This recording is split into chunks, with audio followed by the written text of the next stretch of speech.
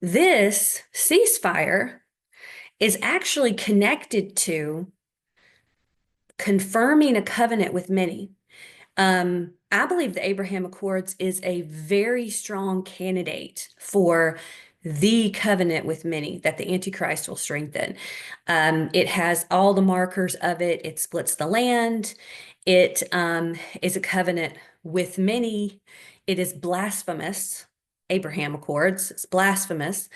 And so all those things, I think it's a huge forerunner for that. And not only that, but all the other agreements that have been coming to the surface to divide Israel and to create a Palestinian state have been anchored to the Abraham Accords. The Abraham Accords have always been something that's been part of that they're building onto. So the Abraham Accords is the foundation of everything that they continue to build onto in strengthening this covenant. And so it's very interesting to see. We may very well be looking at the covenant that will be strengthened by the Antichrist one day. It's just who is that man of sin that's going to come in and do this? So we're seeing this grow, and we're seeing now that this ceasefire right now is tied to the Abraham Accords. Here, Trump, Epic, says he'll use Gaza's ceasefire momentum to expand the Abraham Accords. This is extremely dangerous for America. Bad, bad news.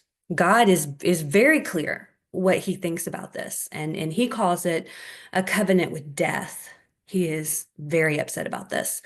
And so we see here too, we will continue promoting peace through strength throughout the region as we build upon the momentum of the ceasefire to further expand the historic Abraham Accords. Of course, just so there's no misunderstanding, they go hand in hand. And then here, just yesterday and today, the two-state solution and peace and safety, right there. Two-state solution here, the situation in the Middle East, including the Palestinian question. This is Palestinian statehood. And then right after it, maintenance and international peace and security, just to make sure you have it right in front of you. The two-state solution is continuing. And of course, the United Nations is all over. It's all the Abraham Accords. So Trump will pressure Israel to concede to the Saudi conditions for peace, a Palestinian state. And make no mistakes, Saudi Arabia is saying that there is no way to move forward in